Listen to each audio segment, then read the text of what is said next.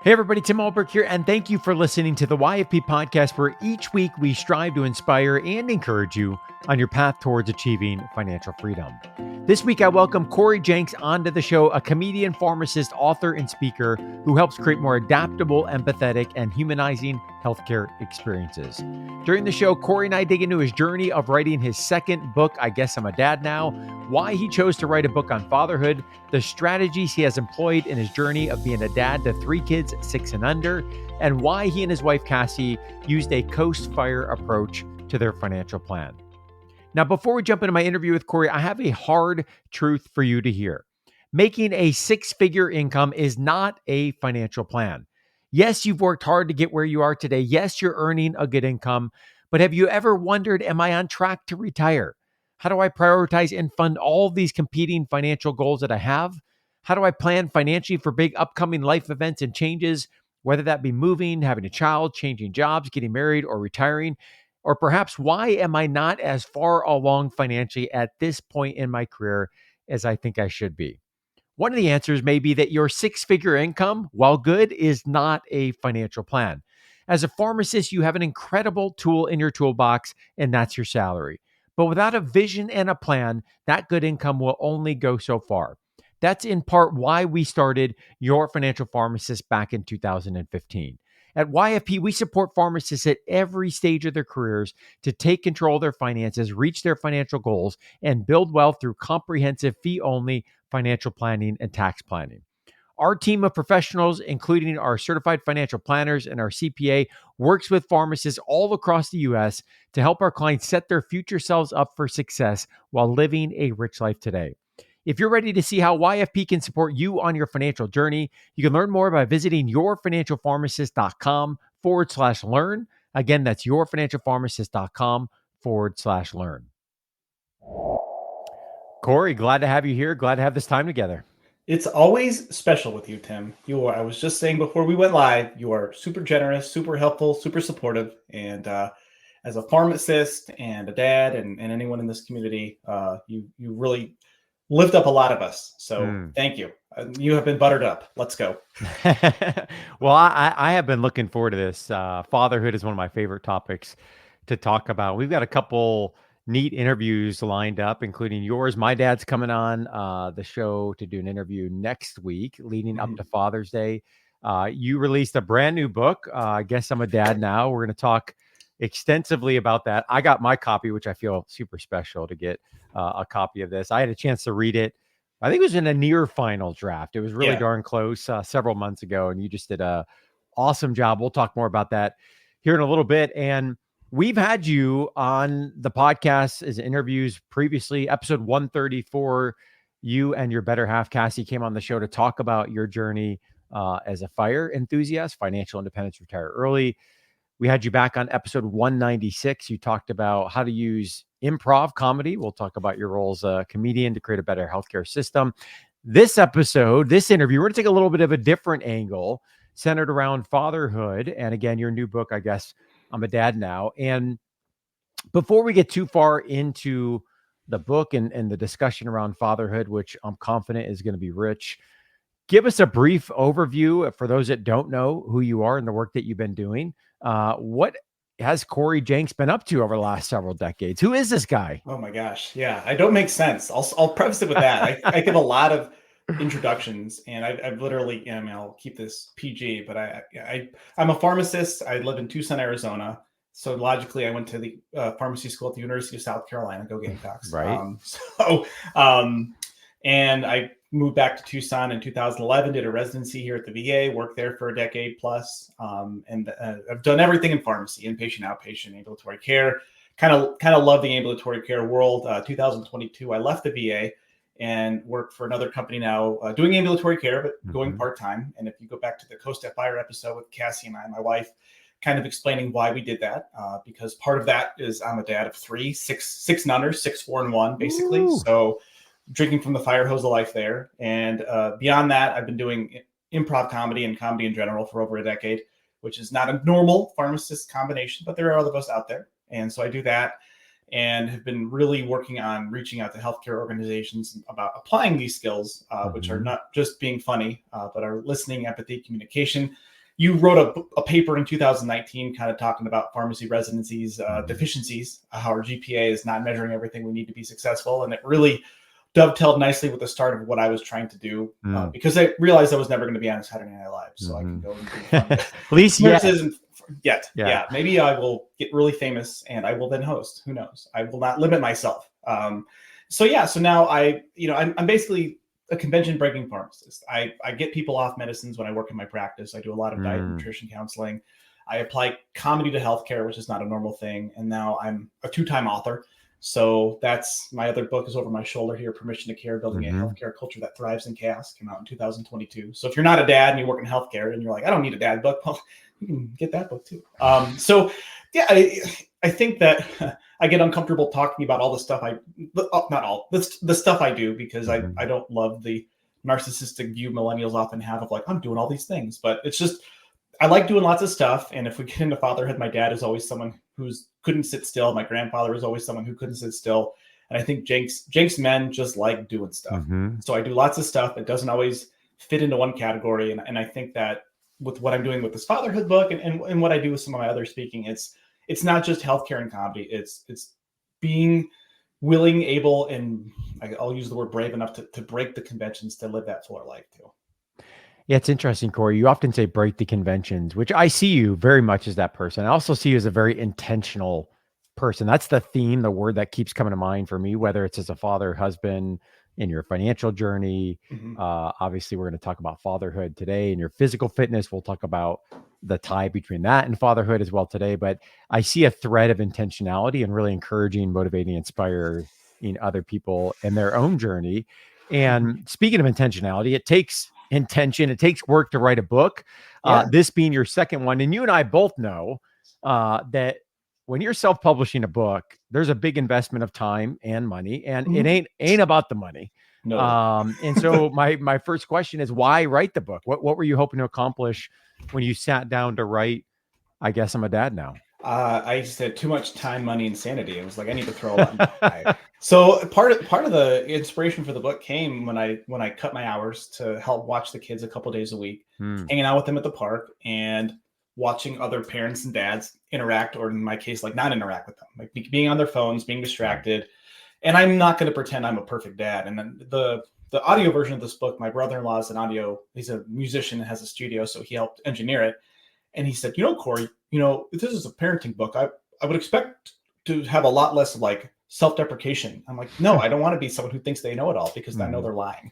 So I'm not going to say I've never been on my phone around my kids, but seeing a lot of the checked out dads, it just sort of sparked an interest and a perspective in me of like, there's a joke there. And I literally wrote a joke in my notes phone of like, first idea for the book was, when you're at the park, make sure you're not looking at your phone. And yes, I wrote this as I was on my phone. So if you don't heed this, we'll have wasted the fact that I ignored my kids for 5 minutes, like writing this down. And then from there, it just sort of snowballed into other observations about fatherhood, like my own, our own struggles as parents, because I do this along with Cassie, my wife, and observing other dads, good, bad, my own shortcomings, my own wins, and basically then trying to turn everything into like a joke so that it's more easily digestible. Because I think the other impetus for the book was reading, we talk about intentionality, like we read some parenting books, and they can be heavy, they can be boring. It's an understatement. Yeah. And with the acknowledgement that, if dads don't do our job, like society kind of collapses. So it's a really important job. And I start the book off with some statistics that show that. But also, like, if it's not fun and funny, dudes aren't going to want to read it. So that how can I turn this message into something that's easily digestible, realizing that I don't know if you're a Seinfeld fan, but I have a friend that's like, we could just talk in Seinfeld quotes for the next hour. Yeah. Like we could try to give me like 2 steps of the Krebs cycle, which we had to learn like 7 times. We couldn't do it, but we could go through Seinfeld quotes, because when it's funny, you're going to remember it. And so that's kind of the other goal with this book, is using that comedy side to turn it to funny, but also using that pharmacist analytical brain to analyze something and sort of flip it in a way that's like, okay, yeah, that's true. It's funny. Cory made fun of himself or some other unfortunate dad that I observed, and I will not make that same mistake. Yeah, it's interesting. You mentioned the self-deprecation. I thought the humility was there throughout. The acknowledgement. You gave the phone example, but many others throughout the book where you're in it, right? 6, 4, and 1. It's not like you're waiting until a far off date in the future when you can look back with a glossy version of what was reality, right? You are in the thick of it. Mhm. And I think as you're writing in the thick of it, in the moment, it allows for it to be very real, very authentic. And I think it's just natural. The farther we get removed from it, I know I feel this way with my oldest, who's about to be 13. Like Mhm. those memories become fuzzy, right, over Yeah. time. And I love the authenticity. I love the realness of it as you wrote it. Yeah. Well, and as you get further from it, the hardness kind of fades, which I think is how nature designs it. Yeah. Because your youngest is what, 6?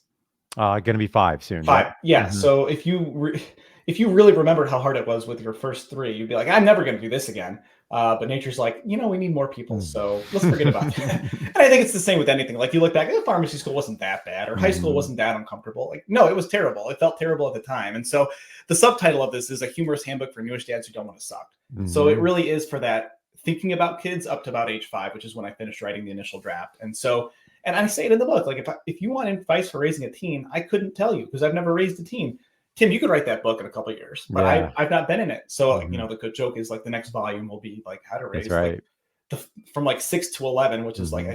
from what I hear is like a really golden age of kids because they're not quite angry teens, but they're like have enough skills, mental and physical, to really make the most of those moments. Not that teens won't be great, and not Hmm. that having little kids isn't great, but like a newborn can't play catch with you. And the other day, like yesterday, I actually played catch with my oldest kid. Like he's able to catch and throw. Hmm. Like, and I was like, oh my gosh, I was expecting way too much when he was 3. Like I felt so bad. Yeah. But it's kind of a cool moment. Not that you don't love them when they're younger, but like if they're able to do more stuff with you, it just, as a dad, I don't grow it. I didn't birth it. Now I can kind of help shape it, them, he my Hmm. kids. So I was thinking about, especially as we get ready to celebrate Father's Day here in a couple weeks, that how we show up as a dad, and this can be the good, the bad, the ugly, but how we show up as a dad so often stems from how our dad showed up. mhm. And they did the best that they could, and obviously how they showed up was largely from how their dad showed up. And based on the dedication where you give a shout out to your dad, I suspect that he's had a big influence on you and your journey of fatherhood. So tell us about Papa Jenks. Mark. Mark was I don't know if he's here, like we're doing this live as we record it on LinkedIn. He's on LinkedIn. He likes to comment on my posts, but he still teaches. He's a PE teacher. He teaches at the University of Arizona now in the College of Ed, but I think he was someone that really showed by example. Mm. He's from a small upstate New York town. A few things about upstate New York. Mhm. His parents, my grandparents, were like, that generation was called the silent generation. I think they named it after Harry and June. Like, not that they didn't love you, but they just, dinner was very quiet because we're eating, and that's in not a lot of feelings talk, not a lot of like warm I love yous, but a lot of showing love by all the memories I had with my grandfather, building things, Mm. having those memories together. And then my dad, like, he loved me, he was always there to support me, and unfortunately for him, like, he was a great athlete, played college football. I was not that good, but he still supported me, helped coach me. And I think that the big things I got out of it from him were how to work hard, Mm. and we talk about finances. Like, he would teach. He was a teacher, so in the summer he was off, but he would teach swimming lessons. He would coach to earn extra money. Mhm. And I remember going with him to the place he taught swimming lessons because they had a place where I could play. And he's like, "All right, well, this is our vacation this summer." Like, those Mhm. little things stuck with me. And he tells me about how Grandpa would change the oil in their own car instead of taking it in. He's like, "Well, that's a dinner," instead of paying someone the money to do it. So I Mhm. think he really showed me the value of hard work and utilizing those skills to support yourself and not being afraid to, we say side hustle now. Millennials and Gen Zers all about the side hustle. Like, my dad and grandfather were the original side hustlers. They just didn't call it that. They didn't Call it like to that. That's label right. everything. So Mhm. taught me the value of hard work. And then the message I read about in the book is he was very supportive in a pragmatic way. Like, I would be, I'm going to pharmacy school, Dad. This is healthcare. This isn't just teaching kids dodgeball. Okay, this is big time stuff. He's like, just show up on time, work hard, and be pleasant. You'll be fine. I'm Yeah. like, but it's healthcare, Dad. And then every step of the way through undergrad, pharmacy school, residency, I was like, oh yeah, you're right.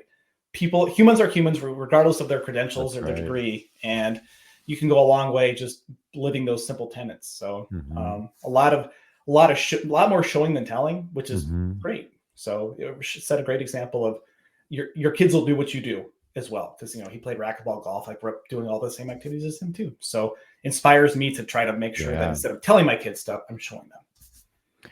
Cory, when I think of you, the words that come to mind, if we do word association with Cory, right? I think pharmacist, I think fire enthusiast, I think comedian, author, speaker, I think fitness guru as well. I know that's an important part of your life journey. And you brought that into the book in chapter 2. You talk about the connection between your passion for fitness and health and why that's important as a soon to be, although I would argue, whether it's someone who's expecting or thinking about having kids, or, you're 10 plus years into it, it's a priority, and there very much is a connection. Tell us more about what that connection is and why you felt like that was important to bring into the book. Well, there's sort of this celebration of dad bod, which is, you sort of like, my wife's pregnant, I'm going to, look like her too. You kind of let yourself go. And I don't think that body shaming is great. I think that a little shame might be good.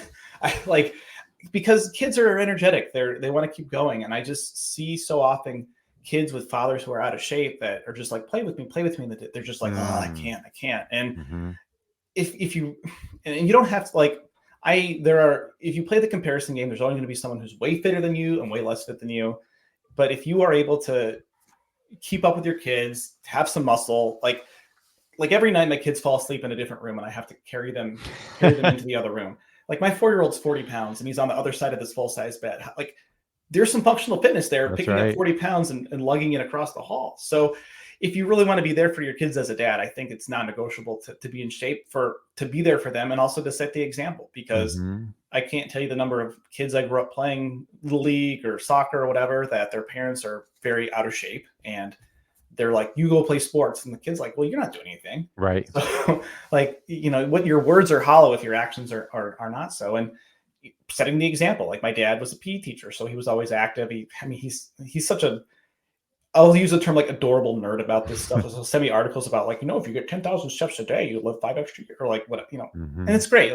That's what a great example to set. And then we see that with our kids, that for my 6-year-old's birthday, he got a pull-up bar for the door frame. Awesome. So he was climbs and hangs, and we play, we're active. And it doesn't mean that you have to play sports or be into sports, but I think that being physically active is non-negotiable. And I think that if you want to help your kids fulfill their greatest potential, which is sort of, I got asked this on a podcast the other day, what's your kind of vision as a dad, is to help my kids fulfill their full potential. Being physically fit in addition to mentally fit is an important part, and financially fit as well. Yeah. But getting your rear in shape and ignoring the siren song of the dad bod is important in my opinion. So.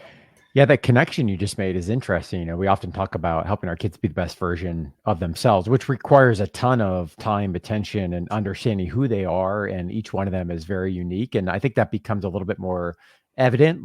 As I think about where my boys are at in age, I'm seeing it more and more with my older 3. And it takes time and patience. But what's underneath that is interesting, what you're saying, right? Someone's physical health, mental health. We know that as adults, that how critical those things are. When those are humming, we are more likely to be bringing the best version of ourselves, right? We feel better. We feel more engaged. We're better in relationships. I mean, there's such a stemming effect from that, which is a good segue. I'd like to kind of peek into the author's brain here. For you, physical health, obviously a priority. I know emotional health, spiritual health, financial health, other things. What are the routines that you have employed in your day or your week, however you want to frame this, that have allowed you to bring the best version of Cory every day? What are those habits that you employ? This is the part where you might not want to hear all this, because it's hard for some to hear, but I get up early. So with kids, they're either going to get up early or they're going to stay up late. So adjusting around my kids' schedule, and I get up around most days between 4 and 5 o'clock in the morning. And that first 15 minutes is usually some version of brushing teeth with my eyes half open and getting chores done around the house, prepping the day, getting lunches ready. My wife and I make these collagen gelatin beverages. So getting those all teed up so that when she wakes up, we can just hit the button and we're going. So taking care of my spouse, that's a big part of it. I try to sit quietly for even if it's just 2 to 5 minutes, just to have a few moments of just trying to breathe a little bit. And then 2 days a week, I'm doing a 15-minute quick and dirty fitness routine, which if you're listening or watching this, if you buy the book, I'll send you my my routine. It's part of my pre-order bonus, but it's already out, so I'm just going to send it to you if you want it. But it's just a very simple, short routine because with 3 kids, I don't have time to hit the gym a ton. And then a few days a week, it's like going for a run or doing some hit, like some like, I don't know, interval training or something like that. And I have a father in my neighborhood that we go for a run once a week. So helping bring another dad into this fold. Yeah. And, he says I hate getting up more in the morning, and that's why I do it. So do that. If I'm able to, a couple of days a week, it'll be some writing in the morning because I write a newsletter, and then trying to promote myself on Twitter or LinkedIn, trying to come up with something there. And then a couple of days a week, I'm at work. And then the other days I'm with my kids and just trying to be with them. And then in the evening, it's wind it down, get them to bed. If I'm humming real good, I just go out and read a book or strum my guitar or do something like that. And if it's not, then I'll try to check a notification. I'll turn to 30 minutes of wormholing. So I'm just like you, everybody. I get stuck on the computer. So, yeah.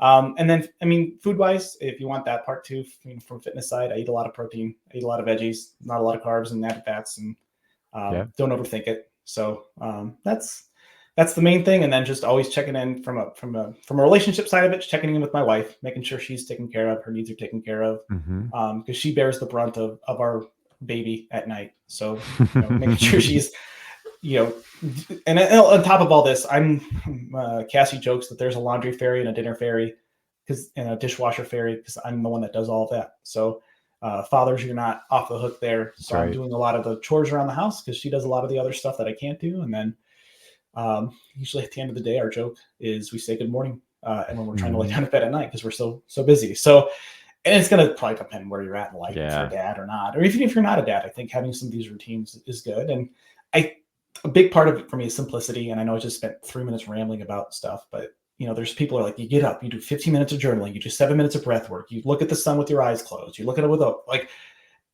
then your kid wakes up at 5:15 with a bloody nose and all of that's out the window. So how can you maintain that good day without having all of these things that are locked into place? That's exactly where my mind was going. I'm so glad you said it, because as I think about my own journey here and you talk, I have found the morning routine is a non-negotiable for me. And granted, I'm a morning person. I'm not a 4:30 morning person, but I'm a morning person, and I'm grateful for the flexibility to really start the first couple hours of the day. And as my boys have gotten older, it's more predictable, right? Yeah. But it wasn't always predictable. And there are seasons where it is not predictable. And I think my encouragement to those listening is to find the system and the routine that works for you, that gives you enough structure that really helps move the needle on the things that matter the most, but also enough flexibility that, hey, one season looks very different than another. And you could be humming, and then a month later, it's like, why aren't my kids ever sleeping? I'm not getting up at 4 a.m. and I got to shift some of this. I'm a morning person, but I got to shift this. And I think sometimes if there's too much rigidity, especially for those with young kids, sleep is variable, kids get sick. We know this happens, right? That's when we feel defeated. All of a sudden the guilt comes in. And that's not productive, in any way, shape, or form. So I'm a big fan of like, hey, find the system and the routine, but especially for those with young kids, like give yourself some grace and some flexibility that things are going to change. It's going to happen. Yeah. I like the things you said there, the seasons. I think that's something that Cassie and I talk a lot about, is that season X, where we had a newborn, a 5-year-old, a 3-year-old, and it's just chaos.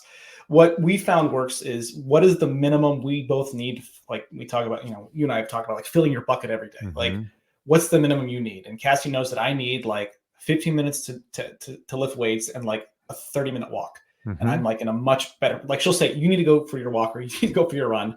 And I know that if I get that, she knows if I get that, like I'm good to go for the day. I just need physical movement. Pharmacist, I work at a job where I sit on like hunched over all day. So I need some of that movement, but everyone's going to be different. And like you say, that the rigidity and you don't have to feel guilty about taking care of yourself as a parent. Your kids are pretty resilient. Like, that doesn't mean you ignore them for 8 hours while you watch Netflix, but it does mean that if you need to, like, they watch a show for 30 minutes while you walk, or do just, even if it's clean the dishes and reduce the chaos in your house, it clears your mind so much. Yeah. So it's great. And then also to stay off Instagram, because every father Instagram account that I was trying to use to like promote my book just makes you feel like the worst dad ever. So just ignore those and you'd be good to go. Yeah. One of the greatest challenges, Cory, I think, of parenthood is being present, truly present in the moment, in the experience that's in front of you, not caught up in analyzing the past, worrying about what may or may not come in the future. Easier said than done, of course, and we're not going to get this perfect, but you talk about this in the book in chapter 6. All it takes is being present. Let me read the first couple paragraphs, and then I've got a question for you. Sure. You say a lot of newish dads wonder if they will be, quote, enough for their kids. Will they make enough money to support their family? Will they provide enough emotional support? Will they be enough for their kids to love them or at least tolerate them? To make this happen, dads can sometimes go overboard working, trying to pry the feelings out of their kids and smothering their kids with so much love that the kids will actually push away. I shared those feelings of needing to be enough. While more money is nice, it's important to be a loving and emotional pillar. There's just one trick to success as a father: be present. Be present. Now, this is, if you had to say, hey, Tim, what's probably one of the greatest challenges you've had as a father? I would say it's really honing in on this. And again, there's permission and grace that needs to come in here as well. What for you has been the secret or has allowed you to be as present as possible as a father? You just talked about in the book how important it is. Well, I don't know if it's a secret so much as a lot of self-reflection and being called out for not being present. I think having if you're raising them with your spouse, with your wife, and she's like, hey, you're on your phone, that's like a dagger to be like, okay, I'm not there. But like going through the different pillars of like what would take you out of the moment with your kids. So there's work. And so the longer I've worked, the better I've been at leaving work home when I come home. That being said, like in a world of entrepreneurship, like the work typically, it literally never ends. So there's always like a notification you could check. There's always something you could do there. So trying to block time to be like, okay, when they're at school, like for this hour, I'm working on it, and then like letting it go. So just letting stuff wait, and it could wait. I do comedy. There's never a comedic emergency. So like there's no need to get to that. I think the other pillars of presence. So like trying to earn a ton of money for your kids, like my kids, it's like the trope of like they'll play with a box or like a stick and dirt or a balloon. Totally. And this is something that's probably one of the biggest conflicts with the grandparents. It's like you stop getting them stuff. Like they're so happy with the balloon. Like imagine a world where you could be entertained with a balloon for an hour. We would all be so much happier if we didn't have to feel like we have to spend money on stuff. So if I'm not taking myself literally physically away trying to earn money to buy stuff they don't need, then I'm going to be more present. And fortunately, again, I'm married to someone who's not a huge like checking phone person. So I kind of take cues from Cassie, and we have a spot where we charge it in our laundry room, and we're pretty good about just ignoring that and just not trying to, and it kind of piggybacking off that, like there's a chapter in the book, like don't try to like make memories, like you let the memories happen. So if you're not, and this is a sort of pet peeve of mine, like we don't try to document everything with like we don't do a picture and video of like every little cute thing, because you literally can't. Because if you're trying to do that, you're going to take yourself out of the moment of taking a picture. Is it good enough? We'll take another picture. Well, now the kids want to look at the picture. And then if you're someone who posts stuff publicly, then you're posting it and then you're checking on the comments of those things. And so we don't put anything with our kids on the internet, short of like the backs of my kids' heads, which you'll hit the back of my baby's head. Spoiler alert, you get to see the back of my baby's head at the end of the book if you make it through. So I think that's been a big part of it, is just living within our house instead of worrying about what other strangers on the internet or, acquaintances might think of, what we might post. So we go on vacation. We have a policy, like we take one picture at the beginning, we put the phones away, and then we just play. And we accept that we're going to miss stuff, but we were telling our kids last night about the good old days when you had 25 count disposable cameras and that's all you got. So trying to live a little bit less fast, I guess. Yeah. And what I heard throughout all that, Cory, was we, right? There's tactical strategies you talked about of where you put your phones, how you handle vacation, the posting, all that stuff. But it's it's, hey, we're on the same page with this. And through the there's accountability, in that process as well. So great insights to share there. I want to ask you about play.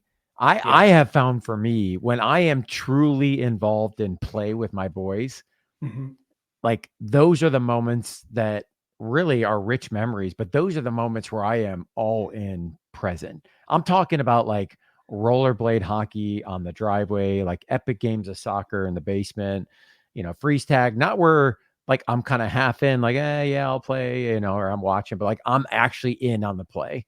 And I'm curious to hear for you, like, is that a similar experience, or what have you found in terms of how important play is when it comes to engaging and being present as a father?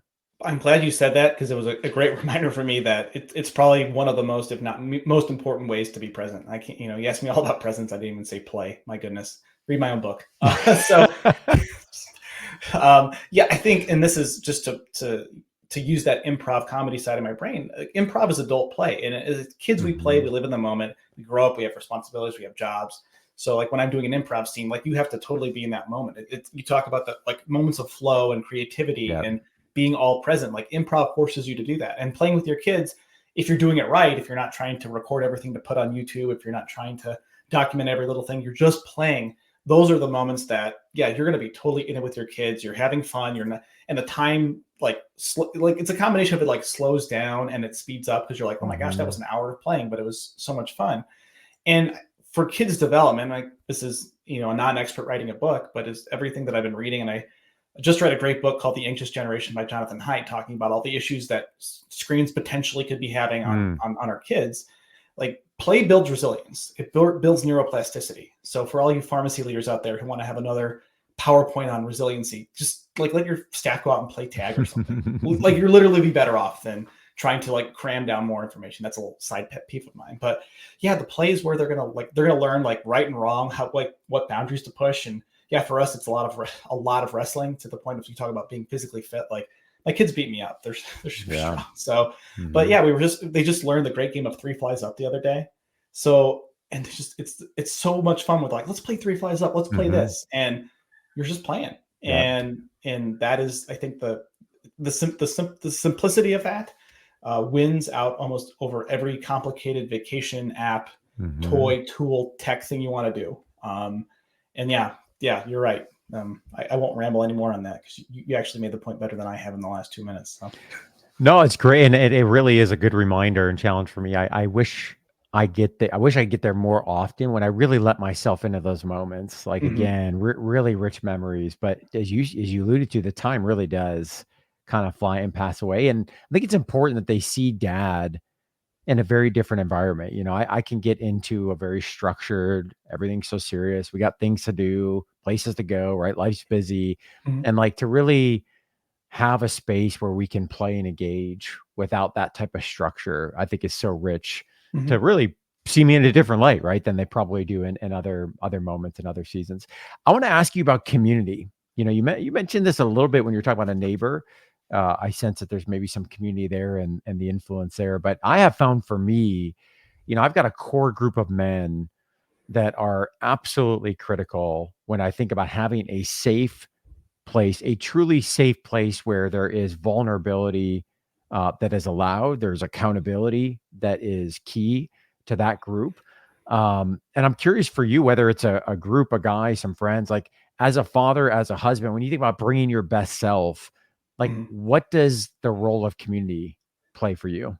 Oh, it's huge. I think you got to have your tribe. And I think we evolved as tribal creatures, and we've now found these like weird online tribes that don't actually mean anything and support us, and in fact actually probably hurt our mental health. But for me, there's 4 or 5 other families in our neighborhood around the same age, kids around the same age. And we joke, because all the wives and moms are older than the dads, so they're the Cougar Club. We call ourselves the Manthers. I mean, it's silly. Like you talk about play, like it's ridiculous, but and so we'll go on. Like yesterday, I went on a ruck with one of the guys, and he's like, everyone has their own little like strength. Like there's one that's like a phenomenal engineer that helped me design and build my chicken coop. There's one that I go run with. There's the one that's like the more like feelings guy. So when I need to talk about something like that, we go for a walk, and that's really great there. And then I have friends that are across the country that it's just I text my buddy Kendrick more than I text my wife.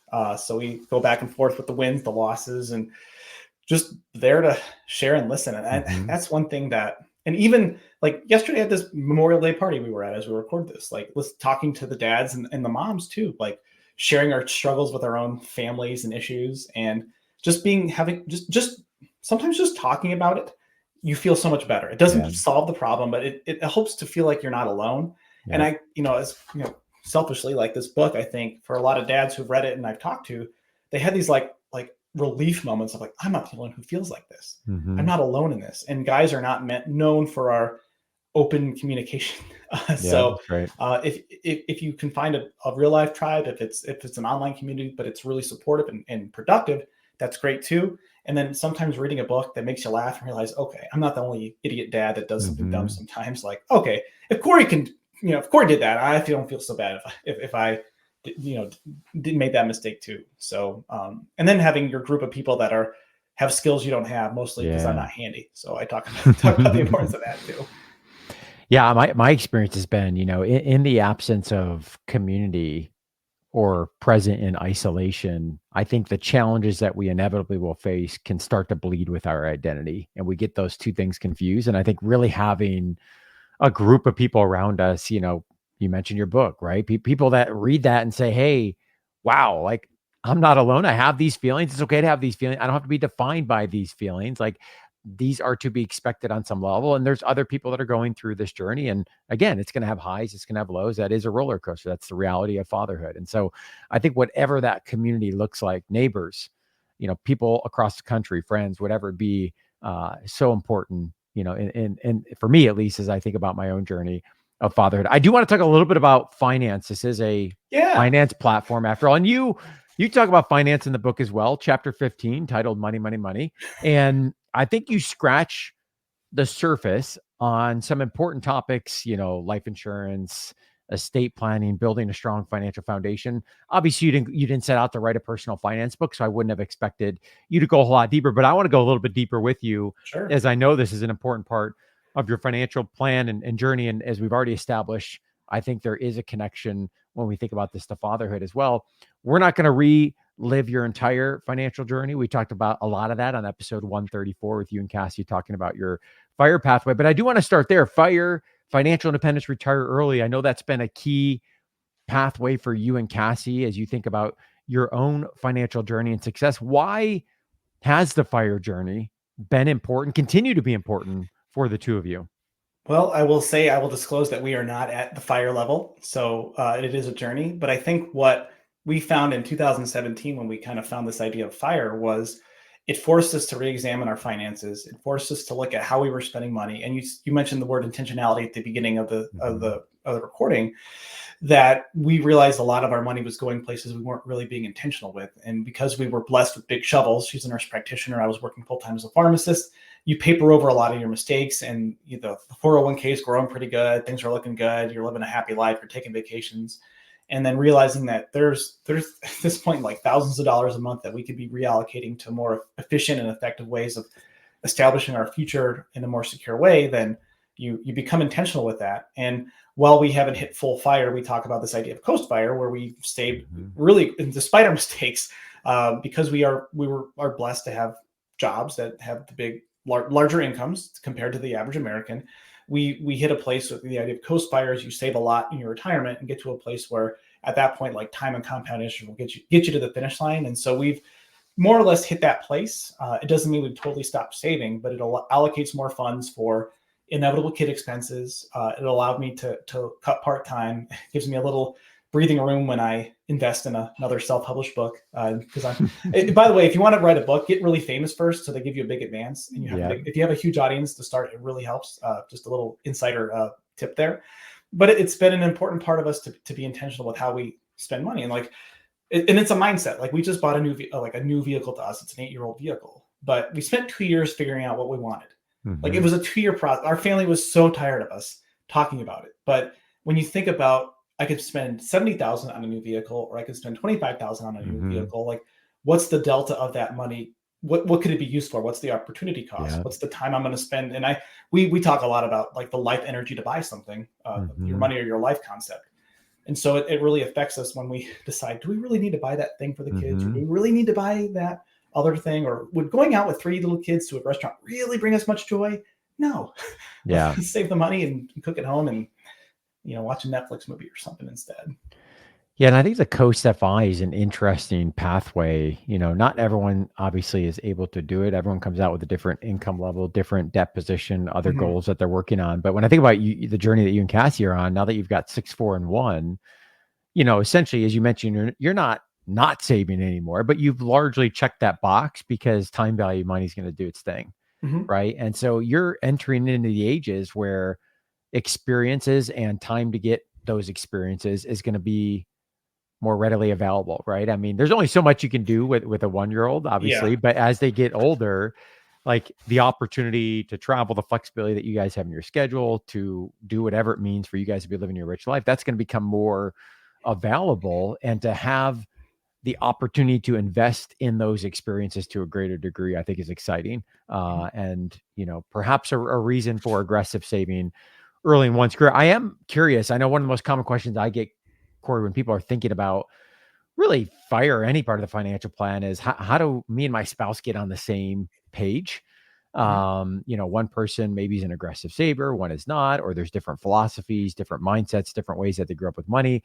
So for you and Cassie, as you've been on this journey, I sense you're very much on the same page, but what allowed you, the two of you, is that where you started, or was this a process that you guys developed over time? I was definitely much more like the saver mindset. Not that she was like a frivolous spender, but I think what we did was a lot of shared, like we did podcast and book clubs. Like I would literally listen to an episode of YFP, send it to her and be like, hey, what do you think of this idea of an HSA account? And, in the various financial podcasts, but I'm going to plug you guys because you're the best and you're pharmacists. Oh, and, thank you. If you Google other resources, you can find them, but YFP is a great place to start. So you listen to a podcast, and we do a book. We do book clubs together. So we would read a book, or because she's busy with the kids, I read a book, take notes, and go through the highlights with her. And it provokes questions, it provokes discussions, and it's never you spent this, I can't believe it. You didn't spend this, I can't believe it. I don't know.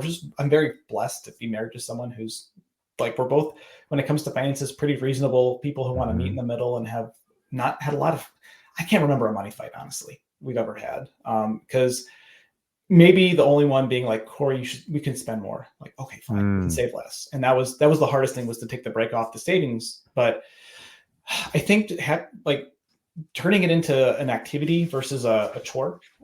If it means you have a nice dinner and talk about it, if it means you're on a walk together and you each have a Bluetooth like your AirPod in and you're listening to Tim and talk about something, and you pause it and say, that was good, or I don't understand that. That's where we started, and it really hasn't been a huge conflict for us.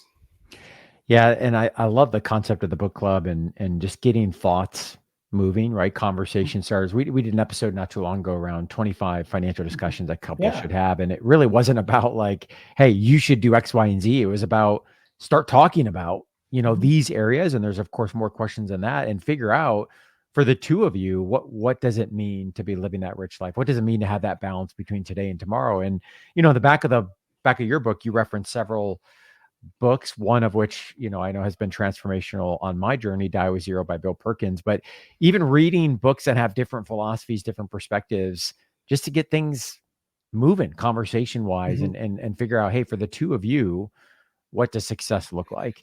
And I often share that we get in the weeds with the X's and O's. All of those are important, but we often have to start at a higher level, which is what is the vision? What does success look like for the two of us? What do we want this to look like for our family? And then from there, the X's and O's have to support that vision.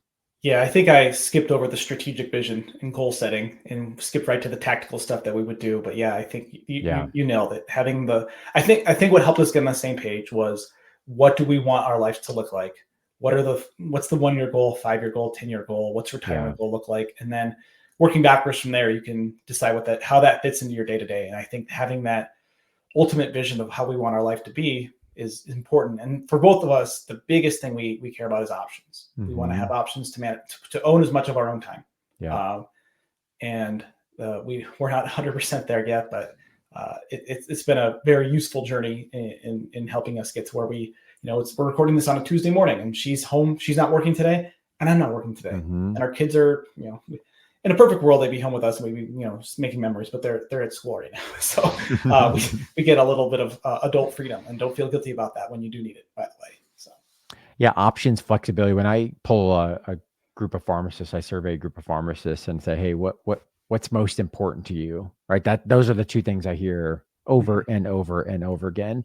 And sometimes we get lost in the weeds of, hey, do we need 2 million or 2.5 or 3 or 3.5 million? And those are good conversations, but really it's often the emotion behind that. What are we trying to achieve? What does that vision look like. Cory, this has been great. So Yeah. I guess I'm a dad now, a humorous handbook for newish dads who don't want to suck. If I could make one gentle amendment to your subtitle, I Okay. appreciate the focus for new-ish, but I have found this as a father of 4 soon-to-be teenager. I don't consider myself a new or newish dad, but I found this to be incredibly insightful and helpful. So I would say for dads everywhere at any stage, adult children, soon to be expecting, planning kids, could make a great Father's Day gift. So where's the best place that people can go to get a copy of the book and follow your work? Yeah, so it's on Amazon. So you could look. You could just look the title up there on Amazon. If you go to my website, CoryJenks.com, CoryJenks.com. My parents were cheap, didn't buy the Ian Cory, so put the Ian Cory. Although I should probably buy that domain and just send people to my website. You can get some information on, like, I still have my pre-order stuff up, so you can see what if you order the book, just email me. I'll send you all the pre-order stuff. We're dads, we're busy. We didn't get there in time. It's okay. You can kind of see the other stuff I'm up to, and you can connect all my different socials from my website. Awesome. Cory, thanks so much for doing the interview. Appreciate it. Anytime. This is, you talk about play and time flying by. I can't believe it's almost been 50 minutes, Tim. It always happens. Great. So that's a sign of a great time. So thanks again. And anytime you want to chat, happy to. Thanks again. Thank you so much. Take care. As we conclude this week's podcast, an important reminder that the content on this show is provided to you for informational purposes only and is not intended to provide and should not be relied on for investment or any other advice. Information in the podcast and corresponding material should not be construed as a solicitation or offer to buy or sell any investment or related financial products. We urge listeners to consult with a financial advisor with respect to any investment. Furthermore, the information contained in our archived newsletters, blog posts, and podcasts is not updated and may not be accurate at the time you listen to it on the podcast. Opinions and analyses expressed herein are solely those of your financial pharmacist unless otherwise noted and constitute judgments as of the dates published. Such information may contain forward-looking statements which are not intended to be guarantees of future events. Actual results could differ materially from those anticipated in the forward-looking statements. For more information, please visit yourfinancialpharmacist.com/disclaimer. Thank you again for your support of the Your Financial Pharmacist podcast. Have a great rest of your week.